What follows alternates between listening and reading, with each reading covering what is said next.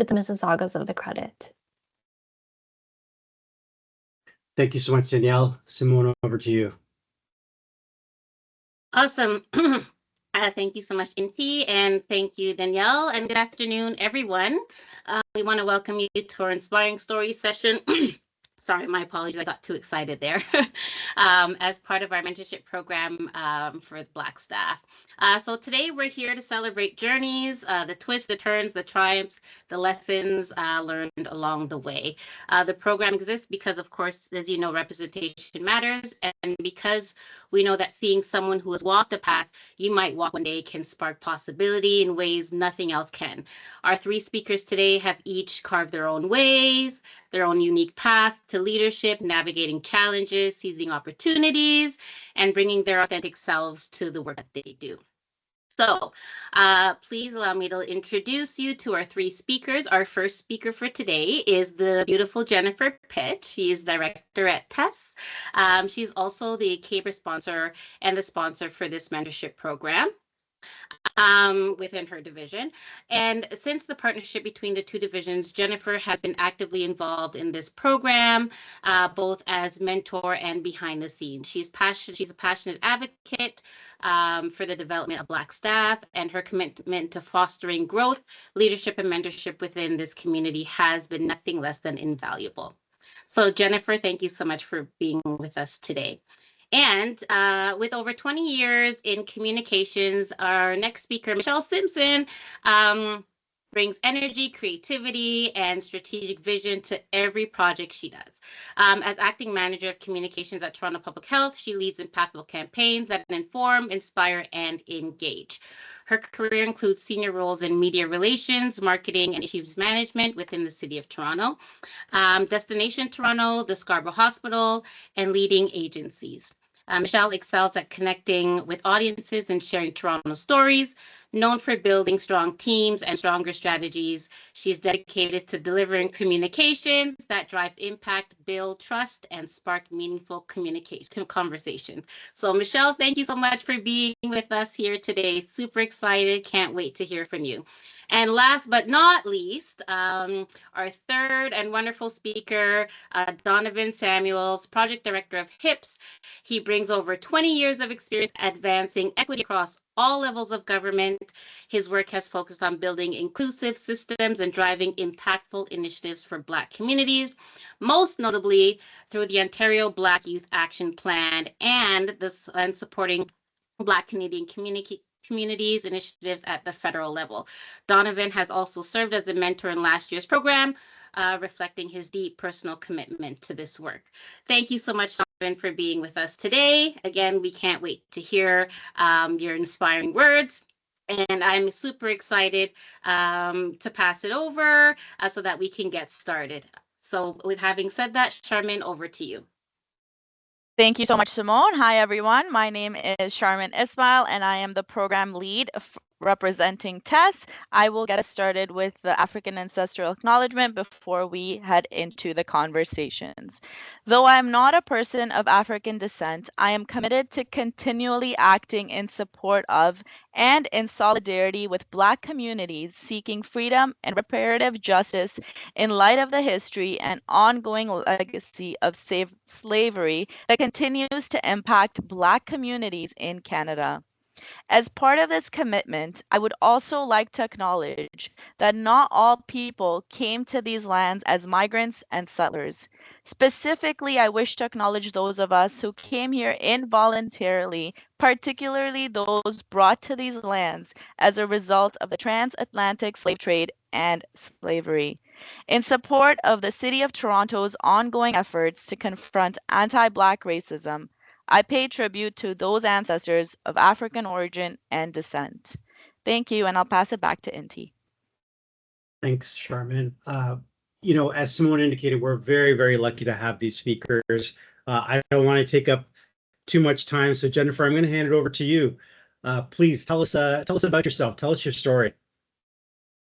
Great. Well, thank you so much, Auntie, and thank you to all of the organizers and to my fellow panelists this afternoon. Really looking forward to this conversation, and hopefully it can be inspiring and helpful to all of the folks who are joined here today. And what a great turnout, over 140 staff across the 3 divisions. So really appreciate that folks took the time today.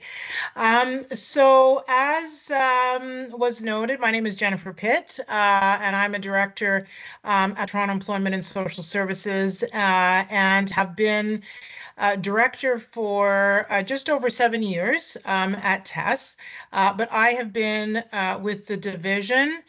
I'm going to date myself a couple of decades, actually.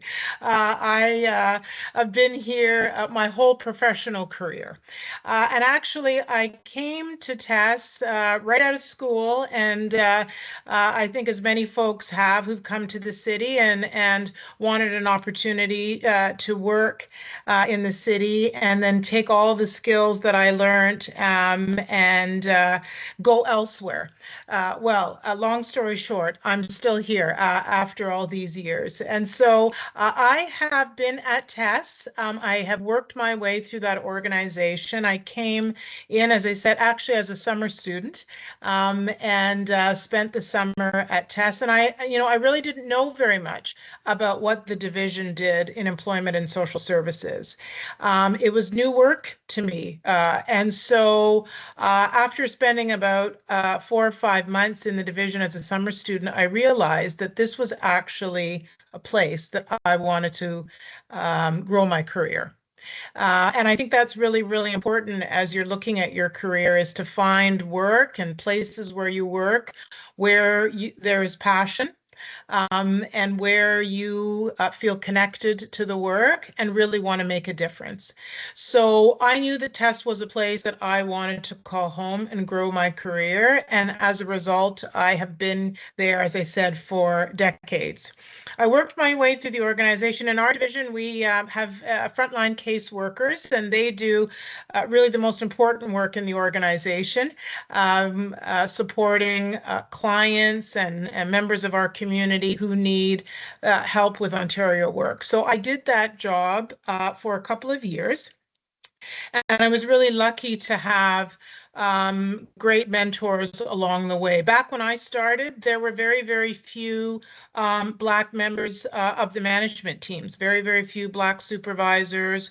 I think there was 1 Black manager in the entire division at this time, and certainly nobody on the senior management team back then. So I was lucky that, the few Black management folks who were around at that time reached out to me, and it gave me lots of career advice on what I could do and how I could do it. And I took that advice to heart, and I'll never forget those folks who helped me early on in my career. And so after a couple of years as a frontline caseworker, I applied to be a supervisor. I've always been a people person. Even when I was young and at school, my teachers would always tell my parents, wow, she talks a lot and she's a real social butterfly. And I'll say my parents didn't really appreciate that about me when I was going through school. They wanted me to sit down and be quiet and do my work. But it tells you a little bit about who you are innately. I've always been a people person, and how lucky for me that I landed in a job that's all about people. So I feel like going back to my, grade school teachers and tell them you shouldn't have tried to stifle my social skills, because they actually came in handy later on in life. So anyway, I applied to be a supervisor, and was really excited when I was successful in that opportunity. And I was a supervisor actually for about a year. And, I tell this story very often to folks, and Charmin, I know you were talking about share a challenge. And so after having been a supervisor for a little over a year, the city was going through downsizing at that time. And there were a cohort of newly placed management staff who, as a result of the downsizing, were reverted back to their former positions. So after a little over a year in the supervisory position, I was reverted back into my frontline caseworker position. And when that happened, the HR folks at the time said, is there somewhere where you would like to work different, a different place than where you were before? And I asked to be assigned to a unit so that I could learn different types of work. And I tell this story often because this happens in, probably everybody's career at some point in time. There are setbacks. And so, the question is, what are you going to do when that setback happens? It's that turning lemons into lemonade type of a story. So while I was reverted and I spent some time at what we call the units in our organization, I learned how to write reports, how to present to senior management, and a whole different set of skills that I probably wouldn't have had the opportunity, to access. And I went back to school. And at that point in time, completed my human resource management certification. So I decided to use that time to make a career change. And about a year or so after that reversion, they brought us back. And I was so thankful to have had that opportunity. The skills that I learned in that position and the human resource management courses that I took helped me, in fact, become a better supervisor. And after about 2 years as a supervisor, there was a job call in our internal human services unit. And when I applied for that call, I was the only supervisor who had that human resource management certification. So again, I often tell staff, as you're moving through your career, you always have to think about what separates you from everybody else in these competitive processes. And I think were it not for that setback and me going back to school and that human resource management certification, I'm not sure I would have had that opportunity in the human services unit. And I actually ended up spending another 5 years there as a supervisor and became the manager of our organizational development and planning unit, the first one in our division that took over that part of the work. And so I was the manager of the OD unit for about 5 years. And during my time there, I was very, very fortunate to have launched our internal mentorship program, the first of the division, which is why I'm so passionate about mentorship. I saw the need for it back then in the early 2000s. Our internal job shadowing initiative, as well as our staff development programs, all of which were geared towards helping support staff. And so after a few years doing that, I really missed the frontline work.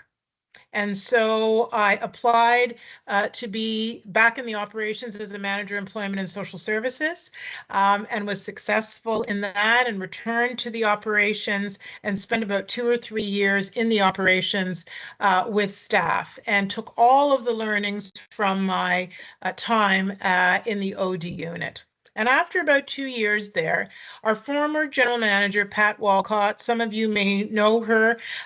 She was the first Black general manager that we had at TESS.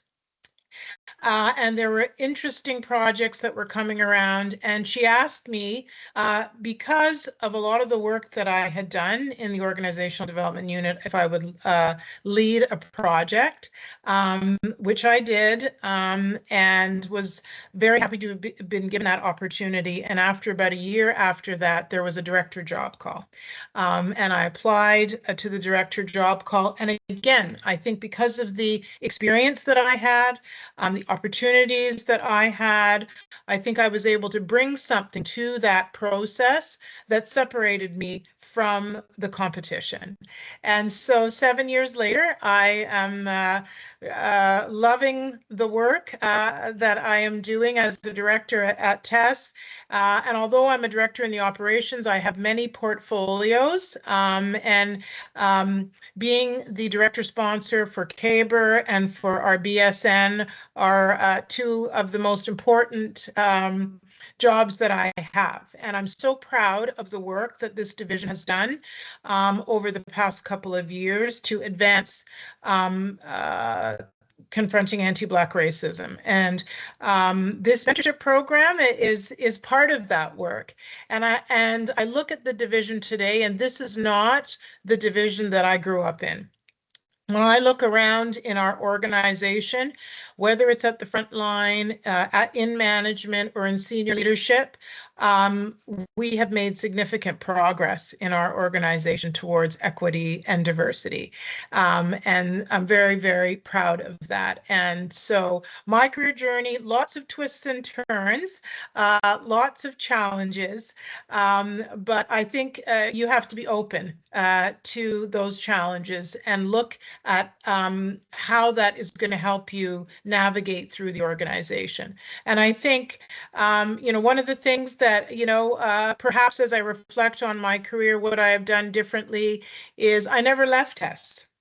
And so, my advice has always been is to look for opportunities outside of your division, to really, expand your knowledge of the city beyond your division. And you can always come home if you want to come back, but it is important to look outside of your division for those opportunities. So yeah, lots of twists and turns, but so grateful for all the support, coaching, and mentors that I've had along the way, whether informal or formal, because you can't do this journey alone, and I'm very, very thankful. So, Charmin, I don't know if I've taken up too much time. I don't want to overstay my welcome. No, it's fine. That was awesome. Thank you so much. I see that people are raising hands. We're going to wait till the end in order to see if we have time for questions. So thank you so much for raising your hands. We might come to your questions a little bit later on. But Jennifer, just before we hand it off to Michele, I just want to ask you one question. You kind of said that you were there at TESS and you realized that this was a place you wanted to stay. Like, in 20 seconds or less, what was it about TESS that made you think this is a place that you wanted to stay? Oh, I think it's very simple. The work that this division does to support the city's most vulnerable is the type of work that you can't get in many places. And I tell staff all the time, there are very few careers that you can have and places that you can work where you can change people's lives each and every day. And as far as I'm concerned, there is no greater honor and privilege. And so I knew where I wanted to be. And my parents always told me, your calling is to impact people, and you're in the right place. So that's why I stayed. That's amazing. Wow. And that story about school really resonated with me as well. In one of my report cards in grade 4, my teacher wrote, "Intihad is an asset to the class." And my father, with his immigrant vocabulary, thought I was a really big ass. And so you can imagine the conversation that he had with me later on that night when he read that report card. But thank you so much, Jennifer. What a great. We're going to ask some questions a little bit later on, but I'm going to hand it over to Michele. Thank you. Thank you both. I really appreciate the giggle just before, but that was great. So I'll go quickly through my journey, and I guess I'll start by saying, thank you for the opportunity. I think when I was first approached, my natural instinct is to say, no, that's more work or whatnot. But you were very charming, and I was very grateful to for the opportunity and to say yes and to share my story with everyone right now. I think what was great about this opportunity is that you kind of go through your life, or you kind of go through your career, and you kind of know the highlights or the big title moments of your journey, but you never really give it some thought. And I think I've had several days to really think about it, and I'm excited. I'm a little bit shocked at some of the stuff that I've managed to get through. I think I have a lot of learnings that I'd love to pass on to anyone, especially my daughter or other people coming up through the ranks. I think I've learned quite a bit, and I feel like I've have a lot to share on that level. So thank you again for the opportunity.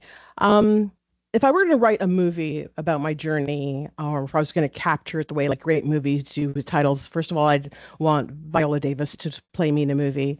But I think one of the first titles of my story, or if it was going to be multiple movies, the first one would be, let's see, First Daughter of an Immigrant Family with a Dream, or something like Beyond Borders, A Daughter's Dream. So, typical or very familiar story for me, where my parents came to Canada in the early 70s. And I am the eldest of, I guess, three of us, or two other sisters. So with that comes a certain weight. With that comes a particular responsibility of how you're going to navigate at least your education or kind of your career. And most of that is to, stay within a very traditional understanding of a career or traditional understanding of jobs. And again, always being very respectful that your parents took a big journey or big chance on Canada. So, you need to make your choices count too, because it's just not on just not only me. It's kind of the whole idea is that, when one wins, we all kind of win, was kind of the motto within my family. So the pressure started on very early in I guess my journey to make sure I made good choices. I will say that I think some of my choices allowed my sisters to live their best lives now, because I don't think they had to deal a lot with the same situations or the same challenges I had with my parents. I think they got the best version of my parents, so I'm grateful for that. If I was going to move on to a second title, I'd say part of me, once I started growing up a little bit and just deciding or figuring out what I wanted to do with my life, I landed on the arts. I've always been an arts child. I love arts. I love plays. I love movies, theater, anything. I used to take acting lessons and workshops, just really putting myself out there. I was in school plays, and I think I had the ideal at once that I really wanted to be in the arts. I wanted to be an actress. So if my title, the second part of this part, I would say a star wanted to be born. But again, as I mentioned, coming from a family that's very traditional in careers, it was not possible. It was not possible to go to an art school that I wanted to go. So again, I chose a path that would allow me to, make a very good income, but also a path that gave me a lot of felt like I was contributing. So what that ended up being was I decided to go into psychology, and that was one of my majors in university. I landed on psychology and humanities.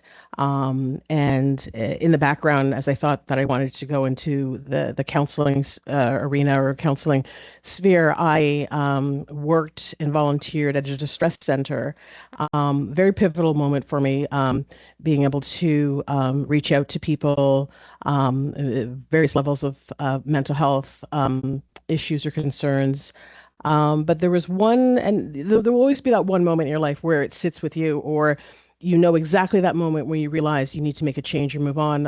And like for most people, when you deal with a distress center, you get your regular callers. They know you, you know them. But on one particular shift, I dealt with a regular client that was clearly in crisis, and I don't think I was best capable, or I wasn't able to manage the call the best that I would have wanted to. I think it always sat with me. It sat with me. It weighed very heavily with me that we never really knew the outcome of this caller. And shortly after, I decided that psychology or working within the mental health space was not for me. I think some people are really good at navigating certain spaces that are heavy and they don't take it home. I tend to be one of those people that it weighs on me and it takes over and it becomes a whole new life. And I just knew that's not the life I wanted for myself. As much as I wanted to help, I wasn't open to having a lot of weight on me on a regular basis, for many reasons, but mainly it's just not where I wanted. It's not where I wanted to carry my life, or bring my family into that part of my life where I felt like I was dealing with a lot of darkness, a lot of sadness, just a lot of very complicated issues with people. So I moved on for that, where just before I was about to graduate, you usually have that conversation with friends and family about what the next step is. And because I had decided already that I was not going to go further with that, interesting enough, and just very oddly, it was my sister who she was reading a Seneca College publication about a new comms program that they were starting up, corporate communications at the time they called it, and it would be a postgraduate program where immediately after I was finished York, I could just slip into this program, and they called it a postgraduate program for 1 year, and just learning everything PR, marketing. Everything that led me to the career that I'm in right now. So I was very grateful for that opportunity. I was very grateful to have friends and family and a sister that kind of knew either what they thought my strengths were, what they thought would bring me a lot of joy. So that was a great opportunity for me to go into that. If I were to go into, we'll say, a fourth title, I'd call it The Communicator and Breaking Barriers. So after I finished school, I think I'll always remember this. I think the strongest example of a very capable communicator in my life has always been my grandmother. She was one of those people that knew how to talk to everybody on every different level. She knew how to tailor her messages. I think she was my first example of how to message and how to control the message. And her messages were mainly kind, but I will warn you that at the time, if it was not kind, you absolutely deserved it. She was a lovely woman who just knew how to connect with people on a very, I often say sometimes it felt like a spiritual level. Like she knew how to talk to people, and I thought that was a gift. And I thought that was something I'd love to have owned for myself and whatnot. So I was very fortunate to have a grandmother who was brilliant at communicating with people and just showing me the way of just connecting with people in different ways. So one of my first, that I call it my first adult jobs in communications, was at a large PR firm. That I was very excited about getting the opportunity. I was, it was just something that I felt very honored to be able to get that role shortly after graduating. But again, you walk into these spaces where there are large PR firms that have major consumer tech and pharma company clients, and you look around and there's nobody that looks like me. There's nobody that has a similar lived experience as me, and nobody that understands some of the cultural references that I had or grew up with. Again, shortly after my first PR job, I moved on to a second PR job thinking it would be slightly different or a little bit new. And again, looked around, nobody that looked like me at all. A lot of challenges, but a lot of growth. I tend to look at challenges or things that are stretching me as I would often say, I feel like I'm being prepared for something else. So I'm constantly growing or trying to push myself. I eventually moved on to my third PR firm and realized PR firms is not where I wanted to be anymore. If anyone has any experience or familiarity with PR firms, it can be grueling work. It's very fast paced. It's long hours, but there's a benefit to that. You learn quite a bit in a short amount of time. You are connected to some amazing people, or there's lots of really good connections that can help you move through your career if you choose to stay within the media relations or the public relations or the crisis issues world, which were things that I loved very much. So I stuck it out with 3 PR agencies. And at one point I had to be honest with myself. I said, this is not for me. It's absolutely not for me anymore. And then I moved on to the Scarborough Hospital, where, again, I kind of reconnected with my love of either healthcare or and healthcare and communications was very key at that time. And then while I was at Scarborough Hospital, I had a former boss who, out of nowhere, just reached out to me and said that a particular company at the time at Destination Toronto was looking for a manager to head up their international media relations arm. I was quite happy with where I was at Scarborough Hospital. I honestly was not looking to leave, but I took the interview kind of as a favor to this former boss who had always been kind, who'd always been supportive. And I felt always went out of her way to support me or give me a leg up with a lot of opportunities. So we'll say about 4 interviews after I had gone through, even at the 4th interview, I truly didn't think I was going to move over to a new job because I was happy where I was. But it was presented with the opportunity to run this new arm for Destination Toronto, independently. So Destination Toronto had always worked with our with the Ontario partners going into market, but this time they need somebody to lead it from within, independently and alone. So again, so a great opportunity. Didn't want to turn that down because it was wonderful to be able to go into market. But again, it seems like a very common story of my life is that there wasn't somebody that looked like me within these spaces.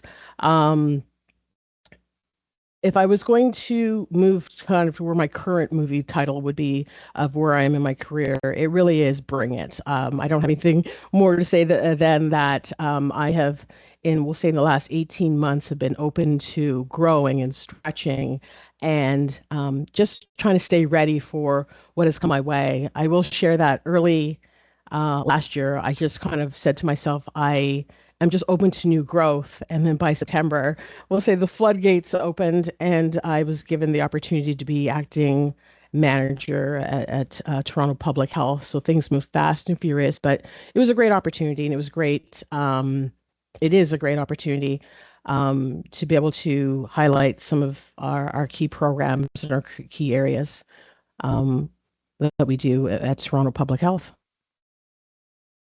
You know, one of the things that I think is really interesting, Michelle, is the fact that you were not afraid to pivot. You're not afraid to actually see this isn't right for me. I don't feel comfortable here. And you decided this is not for me and you moved on. Is that true? Do you feel that's a characteristic that you possess? Yeah, I would say that both in my personal and kind of professional, I think you have moments where when it's no longer fueling you, it's no longer making you feel joy or safe or yeah, I think you just need to find those moments when you're like, I've put in the best fight that I could put in, and it's time to move on and grow somewhere else. Congratulations. No, thank And you. listen, you said Viola Davis. I'm thinking Regina Hall. So let's talk about it. We'll figure out the casting for all of that, and we'll go from there. Okay. Thank you so much, Michelle. We're gonna Thank you. have a question for you a little bit afterwards, but of course, we're gonna hand it over to Danavan. Danavan, over to you.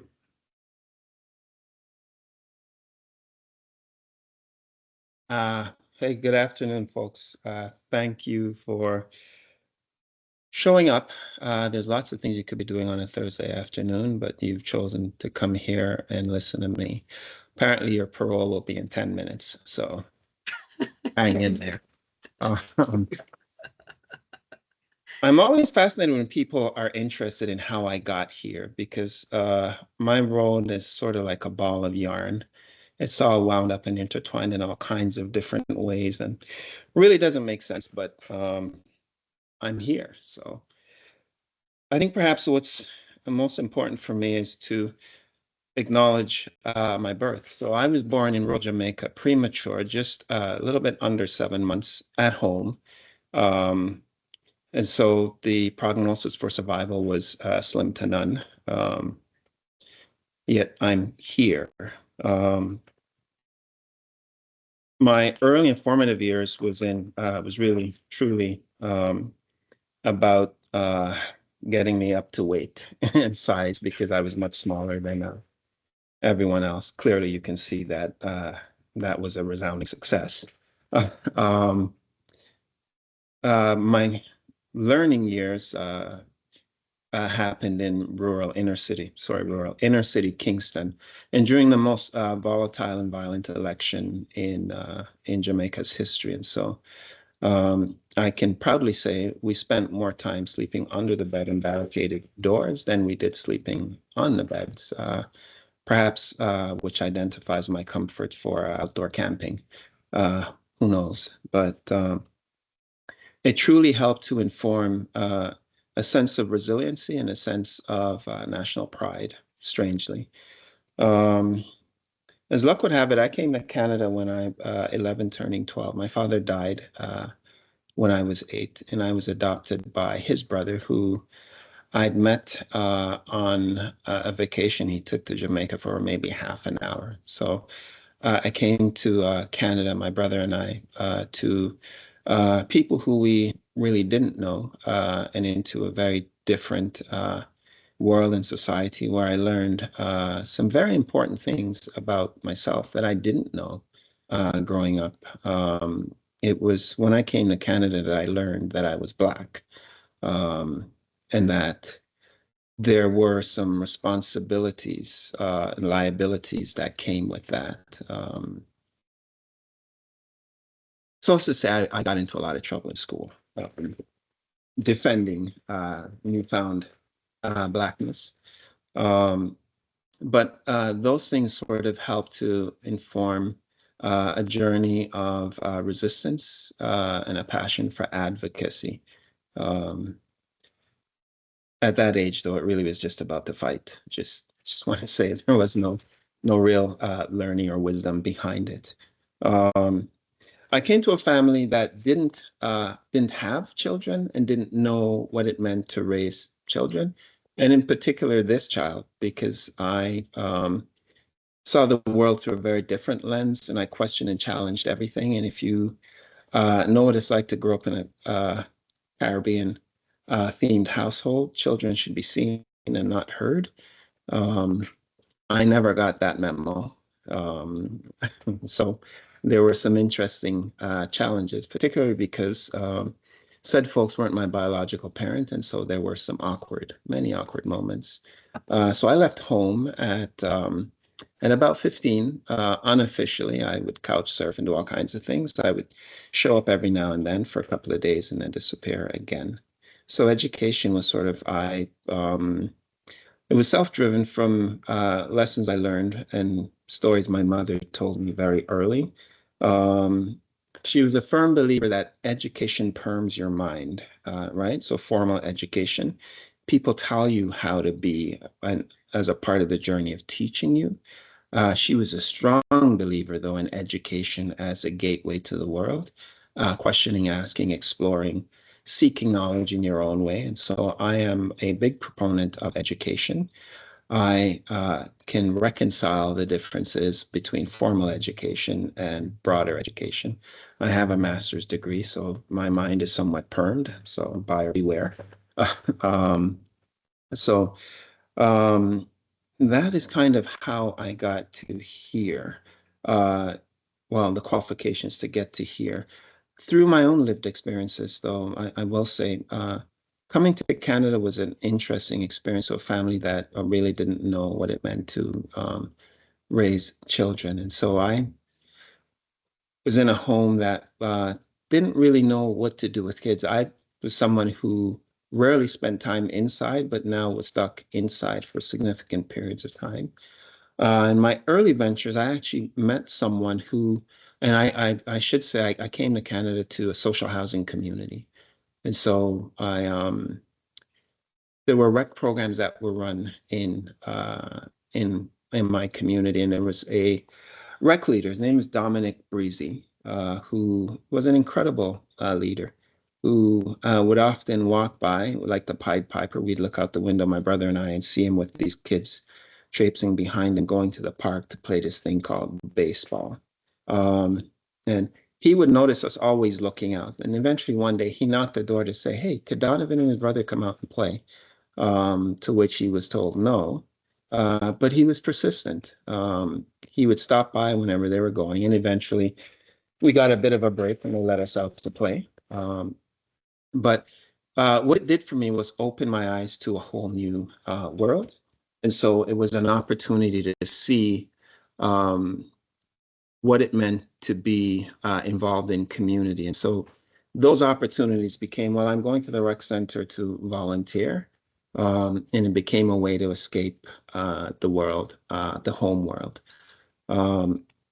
but it also opened my eyes to volunteerism and the importance of social service. And so as I went through school, I had an affinity for math and business and an analytical thinker. So I was not. Anyway, during that journey, I went off to college and I took business studies and eventually opened my own business. I used to have a music store because I'm an avid lover of music and dance. What I learned about myself was that it wasn't the money that really made me show up to work long hours. It was the interactions with people. And so it sent me on a different journey to say, well, I may be good with numbers, but perhaps that's not my passion. Working with people and getting back to the volunteering and the community work that I was doing. So I was fortunate enough to be growing up at a time when some of Toronto's strongest and proudest, loudest Black leaders, Dudley Hall, Sharona Hall, Bad C, Black Action Defense Committee, were actively doing work in this city, protesting the injustices that were heaped on Black bodies. And so for me, it was an opportunity to engage and go to these marches and things, and didn't really fully understand the scope of it, but osmosis happened. While being in those places, I started to learn and admire and get to know some of those folks who later became mentors for me.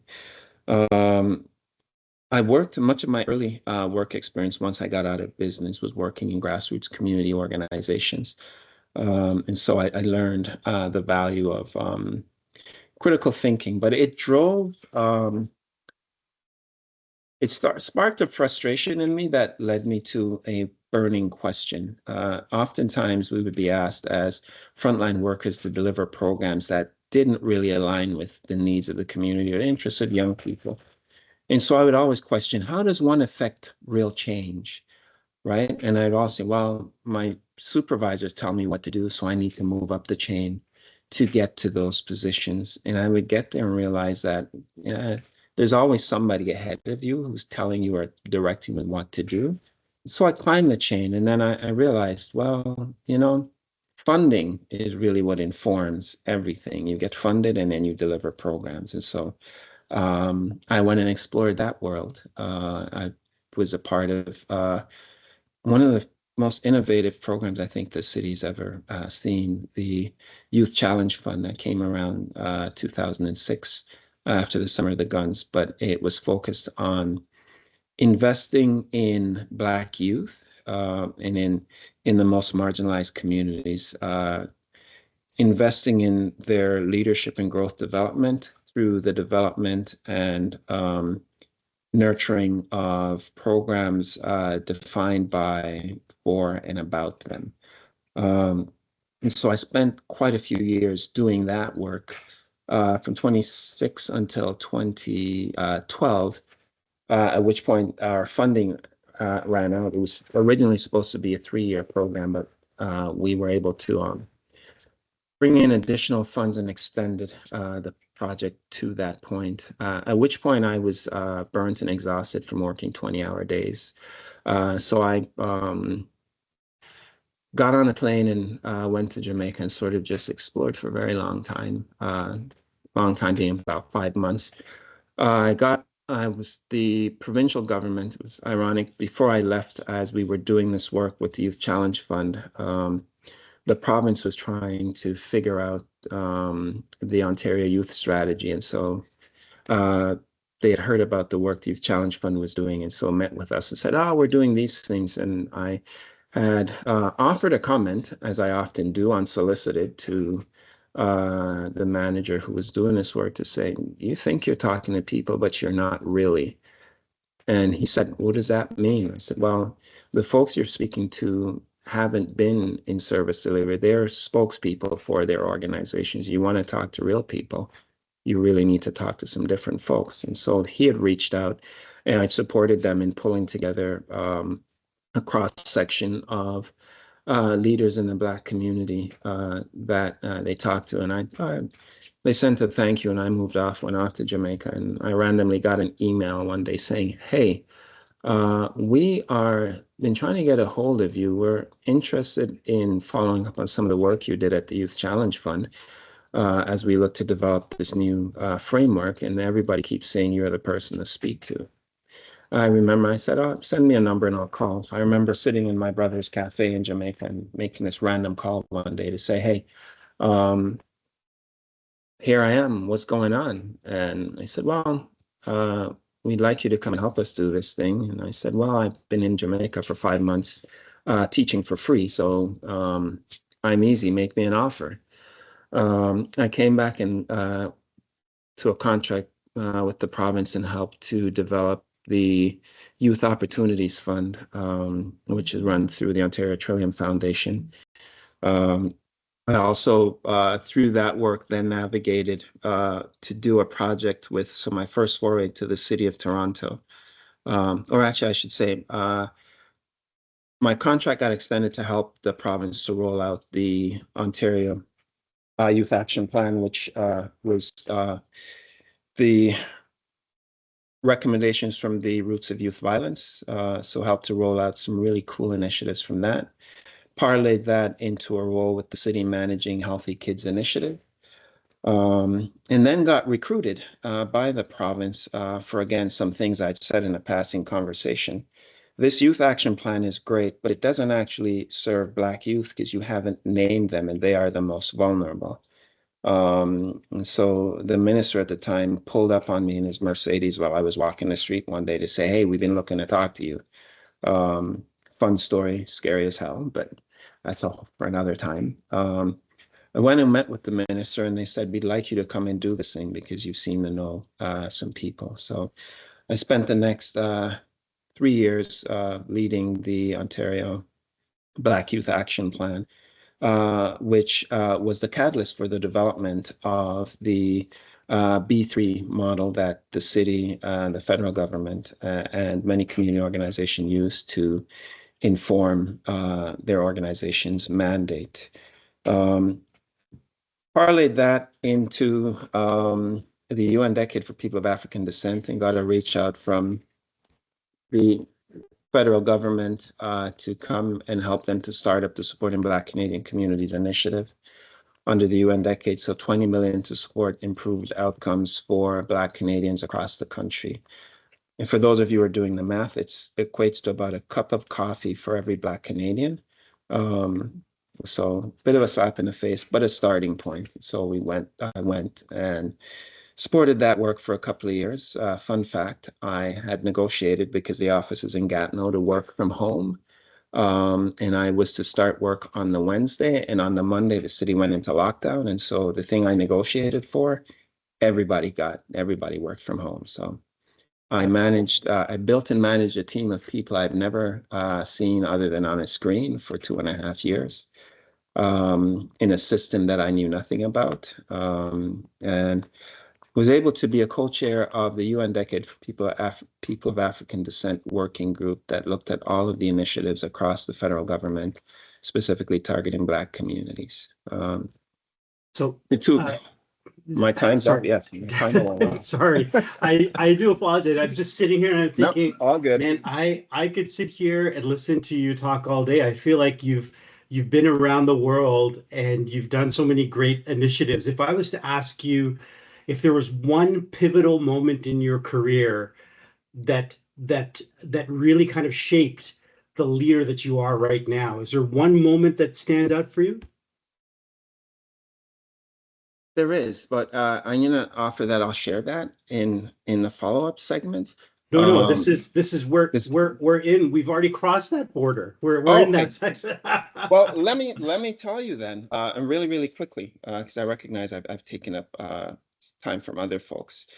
I had the opportunity while at the provincial government to discuss some issues that were happening in Black communities, and specifically a Black organization had gotten into some difficulties, and so had been pulled into a meeting with the deputy minister, 2 assistant deputy ministers, a couple of directors, and me. I was a policy analyst at the time, so read as being the person with the least amount of power in the room. And so was in this conversation, I should say majority of the folks in the room are white, but there was a Black ADM who will remain nameless, great person.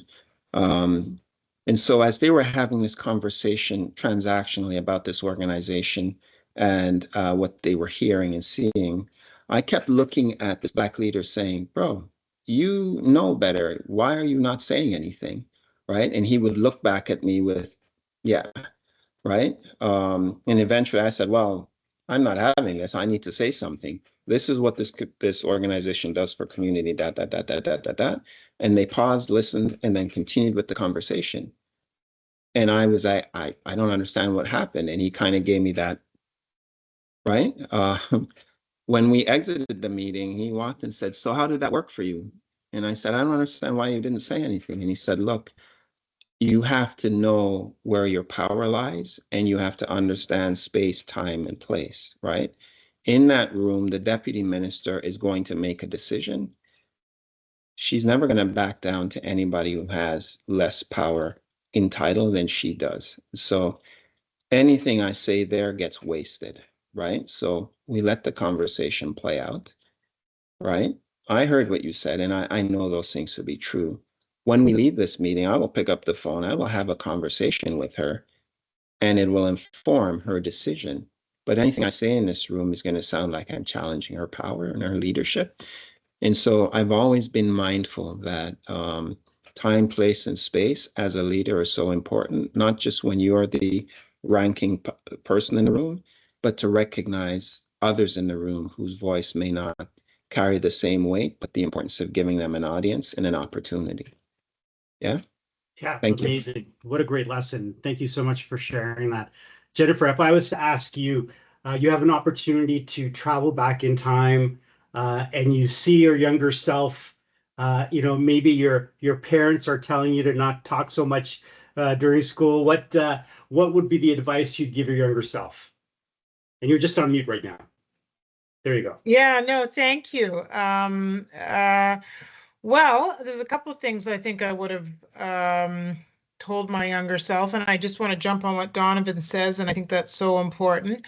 That leadership comes in lots of different shapes and sizes, and it's not about title.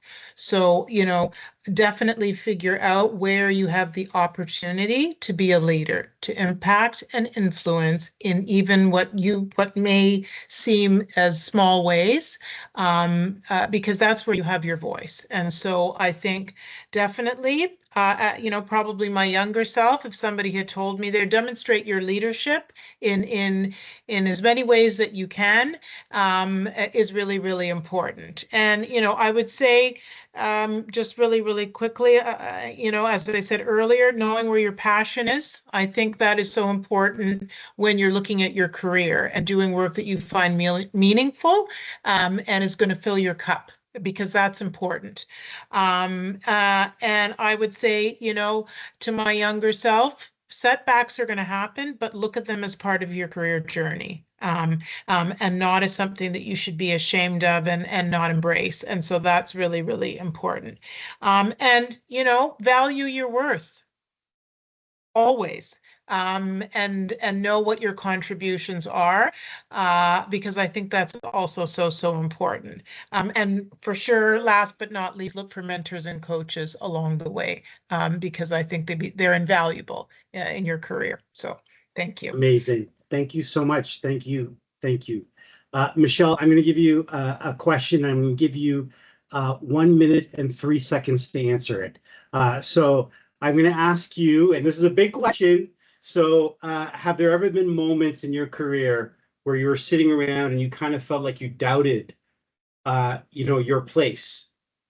And how did you navigate that? How did you navigate those feelings? Thank you. I'll do you better. I'll give you 45 seconds. And all the time, I feel that all the time, that I don't belong in certain places or spaces. But the way I navigate that is you sometimes have we all have negative talk always in the backtrack. I just find ways to push it through. And I ask myself 3 questions usually. Do I want to be here? Am I doing my best work? And am I being supported? And if I can answer yes to all 3 of those, we just keep it going.